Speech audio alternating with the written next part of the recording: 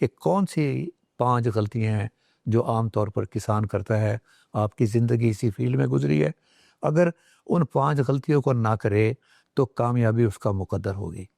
تو so it is in your head. بہت شکریہ، بہت شکریہ. آپ میرے نہایت محترم، میرے سینئر، میرے اساتذہ میں آپ کا شمار. تو میری خوش بختی ہے کہ میں آپ کے ساتھ بیٹھا ہوں. یہ اللہ کا فضل و کرم ہے کہ اس نے مجھے یہ مواقع فراہم کیے کہ میں جب گندم کا وقت آتا ہے بجائی سے لے کر اس کی ہارویسٹنگ تک کا، تو میں آپ کے ساتھ ہوتا ہوں. یہ میرے لیے ایک بہت بڑا انعام ہے اس ذات باری تعالیٰ کا. آپ نے بہت اعلیٰ قسم کی چیزیں کسانوں کے پاس یا کسانوں کے سامنے رکھی ہیں. بڑی خوشی ہے مجھے اس بات کی کہ آپ نے صحیح نشاندہی کی ہے. جیسے آپ نے فرمایا کہ کون سی کمی کوتاہی ایسی ہے جس کی وجہ سے کسان اپنی جو پیداوار ہے وہ پوری حاصل نہیں کر پا رہا.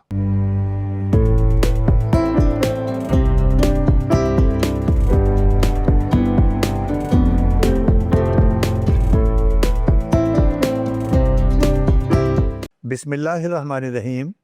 میرے پیارے ناظرین اور سامعین، میں ہوں آپ کا بھائی حافظ وسیع محمد خان، اور یہ ہے آپ کا جانا پہچانا یوٹیوب چینل حافظ وسیع ٹی وی. آج کا پروگرام گندم کے بارے میں ہے، اور میرے سامنے جو میرے مہمان ہیں ان کا ایک بہت مشہور اس کے اندر مقام ہے، اور میں یہی کہہ سکوں گا کہ ان کے بارے میں ایک شعر ہے. وہ یہ ہے کہ میں اپنی دھن میں کتنی بلندی پہ آ گیا، کوئی نہیں ہے دیکھنے والا کہ میں بھی ہوں. اور یہ کوئی اور نہیں ہے، یہ ہیں ڈاکٹر مختوم حسین صاحب. اور ان کے بارے میں یہ کہا جاتا ہے کہ اگر یہ کسی فیلڈ کے پاس ایک چکر بھی لگا لیں تو 4 من پیداوار تو ان کے چکر لگانے کی وجہ سے بڑھ جاتی ہے. اسی لیے میں نے خطاب دیا ہوا ہے حکیم الگندم کا، کہ گندم کے اندر انہوں نے اپنی پوری زندگی لگائی ہے. بے شمار اعزازات ان کے نام کے ساتھ میں ہیں، اور بے شمار ورائٹیز جو ہیں وہ انہوں نے ایوالو کی ہیں. خاص طور پر وہ ورائٹیز جن کو ہم بائیو فورٹیفائیڈ ورائٹیز کہتے ہیں، جس کا مطلب یہ ہے کہ اگر آپ گندم کھا رہے ہیں تو اس میں آئرن بھی مفت میں ملے گا، اس میں زنک بھی مفت میں ملے گا.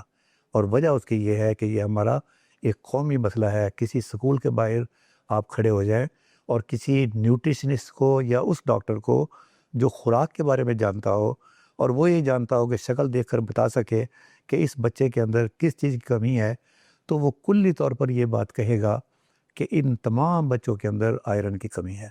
تو میں ویلکم کرتا ہوں جناب ڈاکٹر مخدوم حسین صاحب کو. مجھے پتہ ہے کہ آپ کی مصروفیت کا اور آپ کی ویلیو کا، کہ ادھر آپ ریٹائر ہوئے اور آپ کو ہارویسٹ پلس والوں نے اٹھا لیا، اور وجہ اس کی وہی ہے کہ آپ کی جو کارکردگی ہے وہ لوگوں نے سمجھا ہے، انٹرنیشنلی رینونڈ ہے کہ وہ آگے چلے. لیکن حکیم الگندم سے پہلے میں بتانا چاہتا ہوں حکیم الامت کے بارے میں.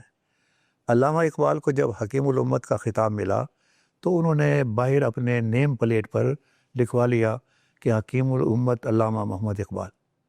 وہیں ایک غریب آدمی بھی رہتا تھا اس محلے کے اندر، اور اس نے جا کے اپنی بیوی سے کہا، اللہ کی بندی، آج اللہ تعالیٰ نے ہمارا مسئلہ حل کر دیا ہے. ہمارے بچے اکثر و بیشتر بیمار ہوتے ہیں، یہاں پر ہمارے محلے کے اندر ایک حکیم آ گیا ہے. تو رات کو کہیں بچے کے پیٹ میں درد ہوا، اور انہوں نے جا کے دروازہ کھٹکھٹایا حکیم صاحب کا، علامہ اقبال کا.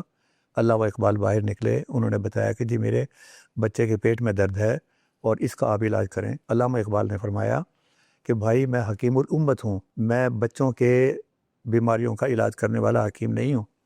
تو انہوں نے بتایا کہ جب آپ میرے بچوں کا علاج نہیں کر سکتے تو امت کا علاج کیا کریں گے. تو لہٰذا یہاں حکیم الگندم میں نے جان کر کہا ہے کہ کئی اور بیماری کا علاج جو ہے وہ ان کے بس میں، یا انہوں نے دعویٰ نہیں کیا، یہ صرف گندم کے بارے میں ہے. آج جو ایشو سب سے بڑا ہے وہ یہ ہے کہ گورنمنٹ نے اناؤنس نہیں کیا 3500 روپیہ فی من گندم کا ریٹ. پچھلے سال جو گندم والے برباد ہوئے ہیں، ذلیل و خوار ہوئے ہیں، وہ لوگوں کے ذہن میں تازہ ہے، اور لوگ اس خوب کی کیفیت میں ہیں کہ ہم لگائیں یا نہ لگائیں. جو گورنمنٹ کی طرف سے اطلاع آئی ہے وہ کسی میٹنگ کے اندر جو بات ہوئی ہے، اس میٹنگ کے اندر یہ تجویز آئی کہ قیمت 3500 من ہونی چاہیے. اور کسان بھائی ابھی تک انتظار کر رہے ہیں کہ گورنمنٹ کی آفیشیل نوٹیفیکیشن باہر آئے تاکہ پتہ چلے کہ ہم کہاں پر موجود ہیں، لیکن بحیثیت فارمر ہمیں اپنا کام جاری رکھنا چاہیے۔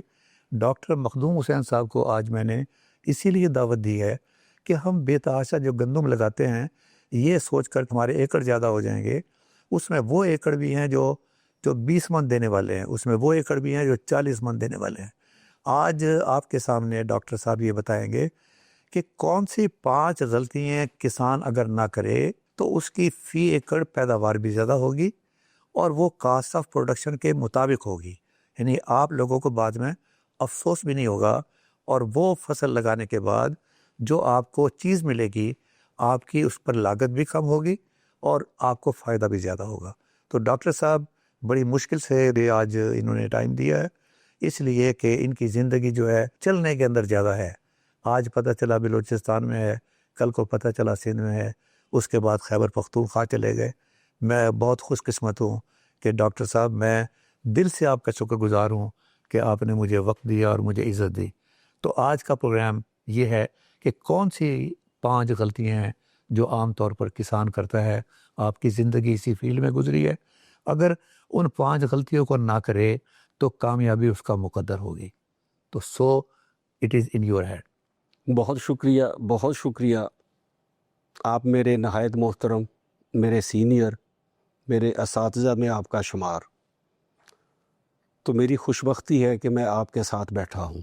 یہ اللہ کا فضل و کرم ہے کہ اس نے مجھے یہ مواقع فراہم کیے کہ میں جب گندم کا وقت آتا ہے بجائی سے لے کر اس کی ہارویسٹنگ تک کا، تو میں آپ کے ساتھ ہوتا ہوں۔ یہ میرے لیے ایک بہت بڑا انعام ہے اس ذات باری تعالیٰ کا۔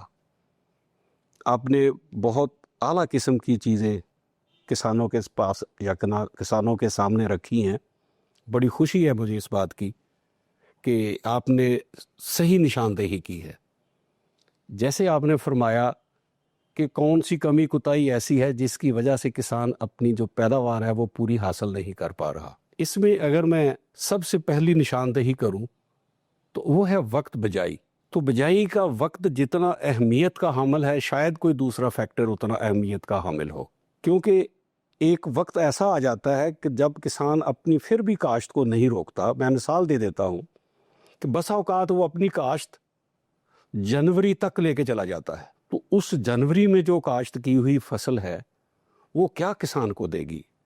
کہاں نومبر کی بجائی؟ اور ہمارے خیال کے مطابق جو 1 نومبر سے لے کر 20 نومبر تک گندم کاشت کر لے گا کسان، اس کا جواب نہیں۔ اس کی پیداوار اتنی بہتر ہو جائے گی کہ آپ سوچ بھی نہیں سکتے۔ میں ایک چھوٹی سی مثال شیئر کر دیتا ہوں کہ ہمارے کسان اکثر یا دوسرے ہمارے بہت سارے لوگ یہ ایک بات سامنے رکھتے ہیں کہ ایسٹ پنجاب، بھارت کے پنجاب میں ہمارے کسان سے بہتر پیداوار وہ لے رہے ہیں، لیکن ان میں سب سے بڑی خوبی یہی ہے کہ وہ وقت پر گندم کی کاشت کرتے ہیں۔ 1 نومبر سے لے کر 20 نومبر تک میکسیمم لوگ کاشت کر لیتے ہیں، کچھ رہ گئے تو وہ 30 نومبر تک۔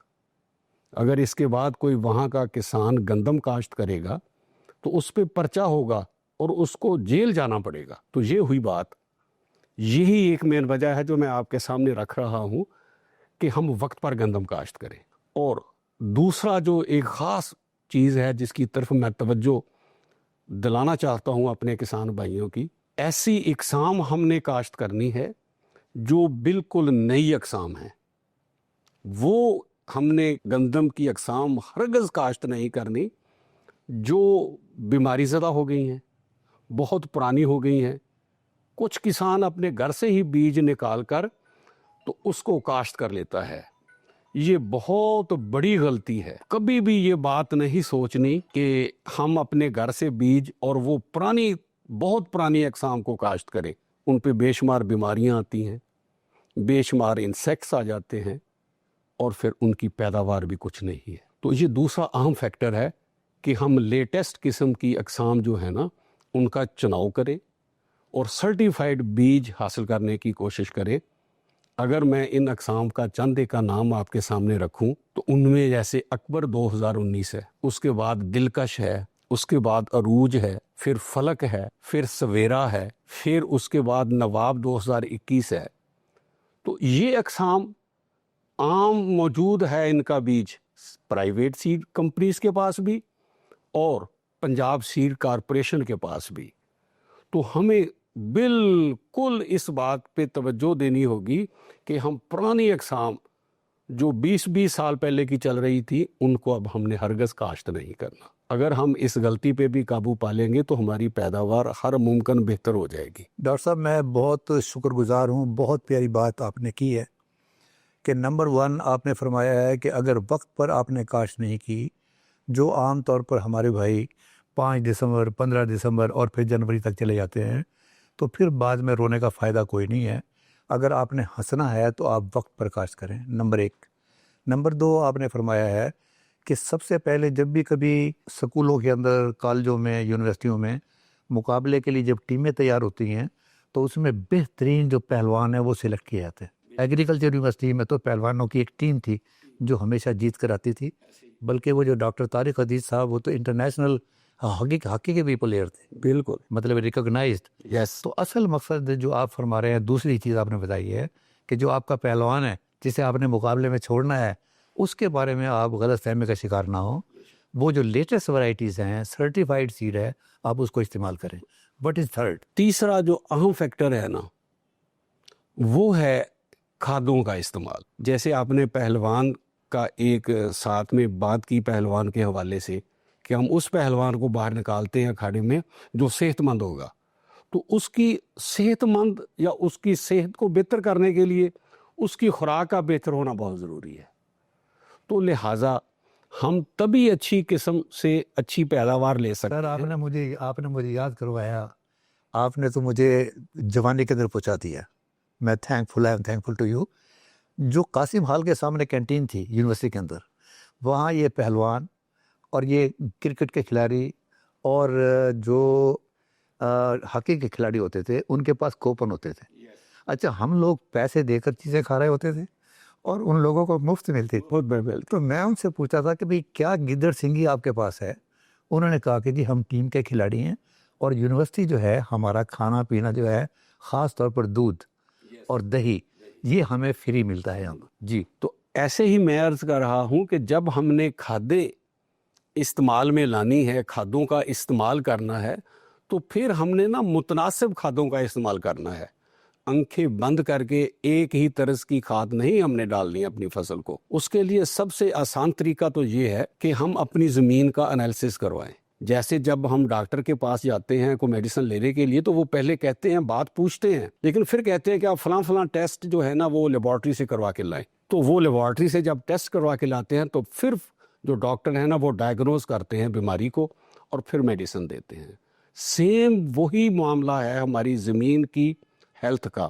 وہ تو بول بھی نہیں سکتی، تو اس کے لیے ہمیں ضروری ہے کہ ہم جو گورنمنٹ نے ادارے بنائے ہوئے ہیں جو نمونہ جات حاصل کر کے اور ٹیسٹ کر کے آپ کو رپورٹ دیتے ہیں کہ ہماری زمین میں کس عنصر کی کمی ہے تو ہم وہ ڈالیں گے. اور اس کے ساتھ ساتھ یہ جو مقدار بھی وہ بتاتے ہیں تو ہم نے وہی مقدار یوز کرنی ہے. ہمارا کسان غریب ہے، وہ سستی ہوتی ہے یوریا، اسی کو خرید کے ڈال دیتا ہے، لیکن اس سے نو ڈاؤٹ بڑھوتری بڑی نظر آتی ہے کہ پودے بڑے اٹھ رہے ہیں، فصل اٹھ رہی ہے، لیکن وہ جو فصل ہوتی ہے نا یوریا کے ڈالنے سے، نائٹروجن کے ڈالنے سے، وہ نو ڈاؤٹ بڑی تیزی کے ساتھ بڑھتی ہے، لیکن اس میں ریزسٹنس نہیں ہوتی. وہ بڑی نرم اور نازک قسم کی فصل ہوتی ہے. اور جو دوسرے عوامل دوسری کھادوں سے ہمیں ملنے ہیں وہ اس کو تو ہم دے ہی نہیں رہے. ہم اس کو فاسفورس بھی نہیں دے رہے، ہم اس کو پوٹاش بھی نہیں دے رہے. جب فاسفورس نہیں دیں گے تو اس کی جڑیں مضبوط نہیں ہوں گی، اس کی ٹلرنگ زیادہ نہیں ہوگی. اور اس کے ساتھ ساتھ جب ہم اس کو پوٹاش نہیں دیں گے تو پوٹاش کا ایک میکینزم ہے کہ وہ پورے جڑ سے لے کر پودے کے آخری پتے تک جتنے انزائمیٹک ریئیکشنز ہو رہے ہوتے ہیں، جتنا وہ ورک کر رہا ہے مشینری کی شکل میں، وہ سب کو اچھے انداز سے اس خوراک کو شروع سے لے کر آخر تک پہنچاتی ہے، اور پھر وہ بیماریوں کے خلاف قوت مدافعت بھی رکھتی ہے. اب تو ہماری زمینوں میں ان عنصر کے علاوہ زنک کی کمی بھی ہوتی جا رہی ہے. پہلے میں نے ایک ورائٹی کا نام لیا تھا اکبر 2019، وہ بایو فورٹیفائڈ ورائٹی ہے. نواب 21 بایو فورٹیفائڈ ورائٹیز ہیں. تو وہ جب زمین سے زنک زیادہ لے کر ہمیں خوراک کی شکل میں دیں گی، ہماری صحت کو بہتر کریں گی، بچوں کی بڑھوتری کو بہتر کریں گی، تو وہ اتنی زمین سے زیادہ ٹیک اپ کر رہی ہوتی ہیں زنک اور آئرن کو. تو پھر ہمارے لیے یہ بہت لازمی ہے کہ ہم اپنی زمینوں میں بھی زنک کو اپلائی کریں، آئرن کو بھی اپلائی کریں کسی نہ کسی عنصر کی شکل میں. اور زیادہ اور پیداوار لینی ہے تو پھر بوران کا استعمال بھی کریں، کیونکہ بوران پیداوار کی بڑھوتری میں بہت اہم کردار ادا کرتی ہے. اور یہ بہت ضروری ہے کہ ہم نے کھادیں ایک یا دو استعمال نہیں کرنی، بلکہ متناسب کھادوں کا استعمال کرنا ہے. انہی پیسوں میں اگر ہم کھادوں کا استعمال کر لیں متناسب انداز میں تو ہماری پیداوار بہت زیادہ بڑھ جائے گی، نہ کہ ہم صرف ایک سستی دیکھ کر کھاد یوریا ڈال دیں تو اس سے ہمیں کچھ حاصل نہیں ہوگا. ساتھ میں ایک اور بات ضروری کلیئر کرنا چاہتا ہوں کہ ہماری زمینوں میں نامیاتی مادے کی بہت کمی ہے. آرگینک میٹر بھی اس کو کہتے ہیں، نامیاتی مادہ بھی کہتے ہیں. اگر وہ زمین میں موجود نہ ہو، جو کہ نہیں ہے، 0.5 0.6 0.7 0.8 بہت کوئی دور کی بات ہے تو وہ 1% ہوگا، 1.2 1.2 اس طرح کی اس کی ہماری زمینوں میں موجودگی ہے. تو جن ملکوں کی ہم اگزامپل دیتے ہیں جیسے نیوزی لینڈ ہے، دوسرے ممالک ہیں، ان کے اور بھی بے شمار فرق ہیں، لیکن ان کی زمینوں میں آرگینک میٹر کی مقدار 3-4% ہے. کتنا فرق ہے اس بات کا. تو جب ہماری زمینوں میں نامیاتی مادہ پورا ہوگا تو وہ جو ہم کھاد دے رہے ہیں نا، یوریا کی، پوٹاش کی، فاسفورس کی، زنک کی، تو ان کا استعمال بھی ہم کم کر سکیں گے اور بچت ہو جائے گی ہماری، اور وہ جتنی کھاد ضرورت ہوگی وہ بہتر انداز سے ہماری فصل کو لگے گی. سر یہ بڑا اب 3 چیزیں آپ نے بتائی ہیں اور بالکل آپ نے صحیح بتائی ہیں. اور آخری خاص طور پر نامیاتی مادہ. نامیاتی مادہ ایک دور رس ایک چیز ہے، یہ ایک دن میں نہیں بڑھ سکتا. اس کے لیے کسان جو ہے مسلسل کوشش کرے. فصلوں کی باقیات ہیں، گوبر کی کھاد ہے ہمارے پاس، کمپوسٹ ہے، ورمی کمپوسٹ ہے اگر آگے جانا چاہیں. اور پھر اس کے بعد یہ جو سبز کھادیں جو گوارا ٹائپ اور جنتر ٹائپ جو چیزیں ہیں، ان کو اگر اگا کر 40-45 دن کے بعد روٹاویٹ کریں تو اس سے اصل ایک دم تو فائدہ حاصل نہیں ہوگا، لیکن آہستہ آہستہ آپ اس منزل کی طرف جا رہے ہیں جو آپ نے 4% بتایا ہے. اگر پاکستان میں کوئی آدمی ایسا ہے تو میں اس کو کھڑا ہوا سیلوٹ کروں گا کہ یس ہی از ریئلی اے فارمر. تو یہ آپ کی بات ہے. اب چوتھی چیز کون سی ہے جو احتیاط کیجیے؟ اس میں میں تھوڑی سی ایک چیز اور ایڈ کر دیتا ہوں جو اس میں آرگینک میٹر کے حوالے سے ہے.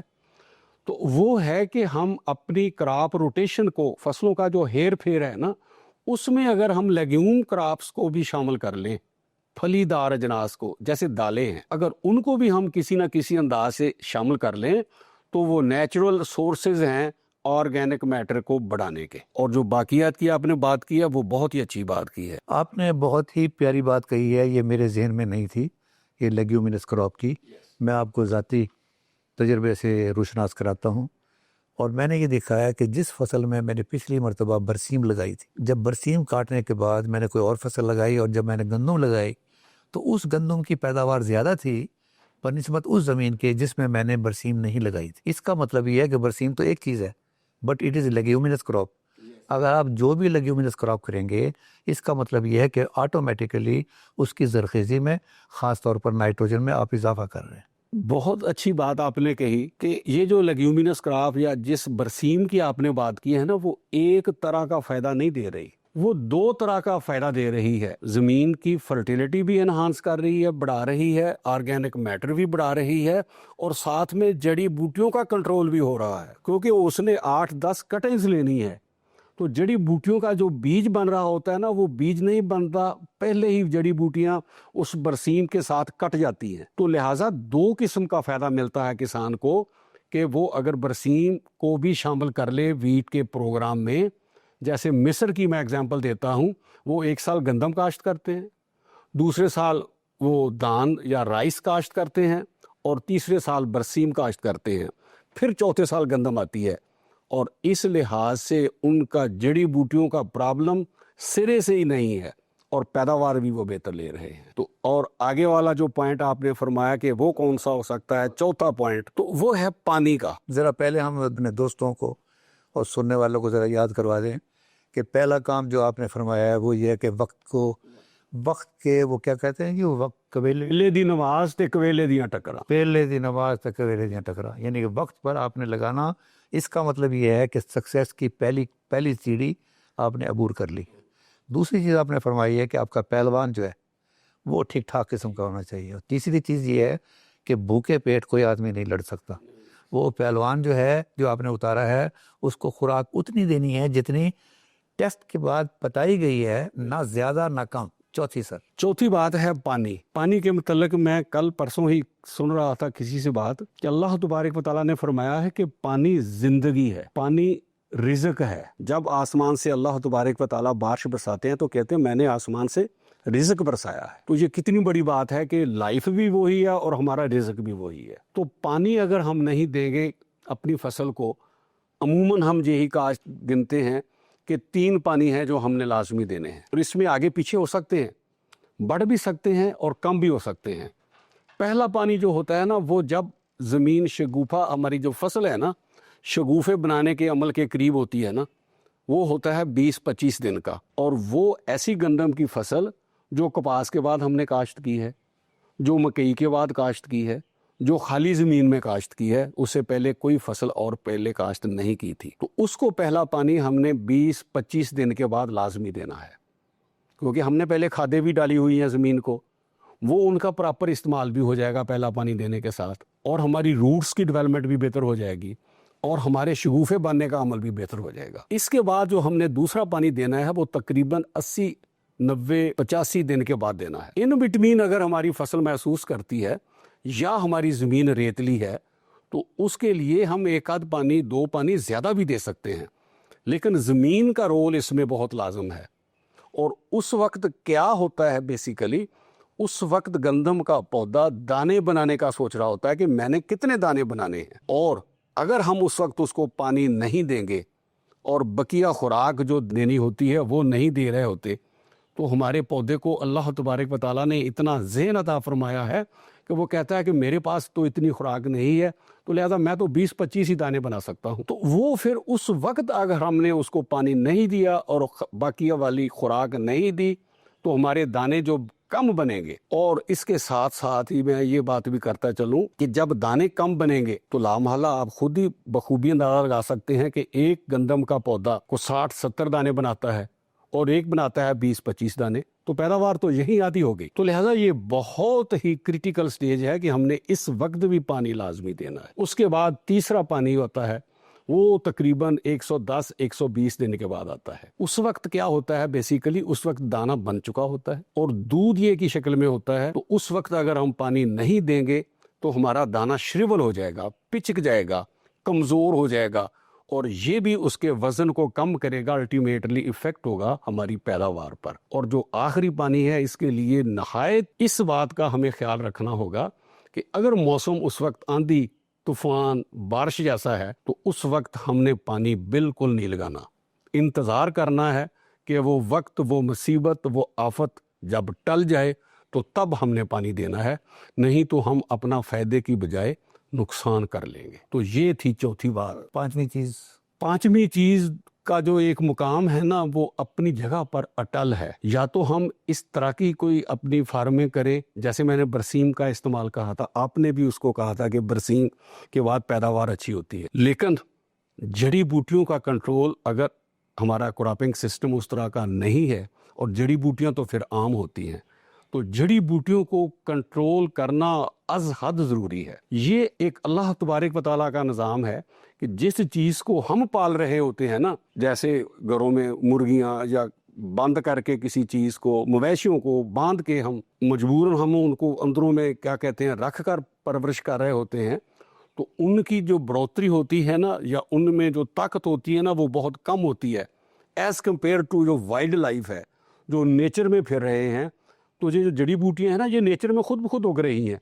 اگر ان کا اور ہماری فصل کا ہم مقابلہ کریں تو جڑی بوٹیاں خوراک زیادہ لے جاتی ہیں. ہماری جو گندم کی فصل ہے اس سے زیادہ وہ نقصان کریں گی، زیادہ وہ خوراک لے جائیں گی، اور ہماری جو گندم کی فصل ہے اس کو کم ملیں گی. اس کو عام طور پر ہم جڑی بوٹیوں کو گندم کے چور بھی کہتے ہیں، کہ وہ چوری چھپے زمین سے ساری کی ساری خوراک جو ہے نا وہ کھینچ لیتی ہیں اور ہماری گندم کی فصل جو ہے نا وہ کمزور ہو جائے. شکر گزار ہوں آپ کا، اور میرے جو سننے والے ہیں وہ ہمیشہ آپ کی بات کو بہت غور سے سنتے ہیں، اور مجھے تو آپ کی باتیں حفظ ہو گئی ہیں کہ پہلا نمبر جو ہے وہ میں نے وقت پہ کاشت کرنی ہے، دوسری ہے کہ میں نے بہترین ورائٹی کو میں نے لے کے آنا ہے، جس طرح اپنا اکبر کا بتایا، عروج کا بتایا، دلکش کا بتایا کہ یہ وہ ورائٹیز ہیں جو تھوڑے وقت کے اندر انہوں نے بہت زیادہ ایریا قبول کر لیا ہے، ایریا کور کر لیا ہے. اور تیسری چیز آپ نے بتایا کہ ان کی خوراک کا آپ نے خیال رکھنا ہے، اور چوتھی چیز آپ نے بتایا کہ پانی جو ہے کس حساب سے دینا ہے. سارا کا سارا میٹر اس بات پر ہے کہ الٹیمیٹلی نمبر 1 دانے زیادہ ہوں جو آپ نے بتایا، اور پھر دانے زیادہ نہ ہوں بلکہ دانے موٹے بھی ہوں، موٹے بھی ہو. اور پھر آپ نے آخری بات بتائی ہے جڑی بوٹیوں کا.